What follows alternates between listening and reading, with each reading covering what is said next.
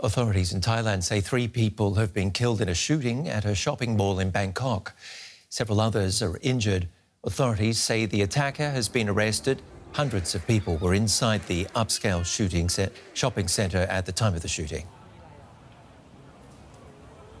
And let's take you over live to Matt Hunt, a freelance photojournalist who's based in the Thai capital. Matt, could you tell us about the incident and how it unfolded?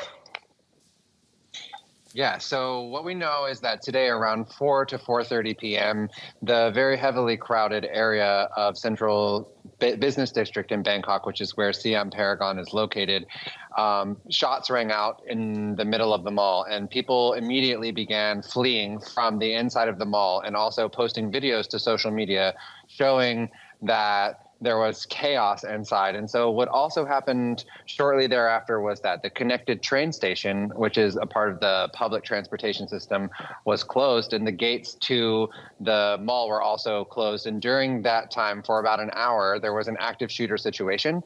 The Prime Minister said that he was on his way, and they also ordered an investigation by the police. And so since then, we know now that the suspect is 14 years old, and also that 3 people have been confirmed dead and 4 still injured. However, those numbers could grow. Right now, there's still a lot of fact-finding happening and a lot of uncertainty. It did happen during rush hour, and as far as I can tell now, I'm actually nearby. The trains are not yet passing. So traffic is kind of at a standstill, and people are very scared because this is very uncommon for Thailand, but especially here in Bangkok, the heart of Bangkok.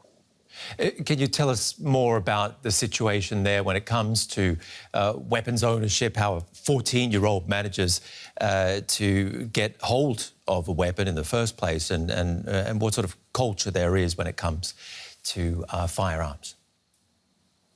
Yeah, so the common narrative is that Thailand is a pretty safe place with regards to guns. However, there are a lot of unregistered guns here, and there is actually a lot more gun crime than is reported. However, this time last year, for example, in Nong Bua Lampu, there was a tragedy that involved a shooter and that went on to stab children at an elementary school. And that then led to more investigation into the issue of illegal gun ownership here in Thailand. And it's actually an issue that is on the rise. And the authorities here, as well as the new government, are aware of it.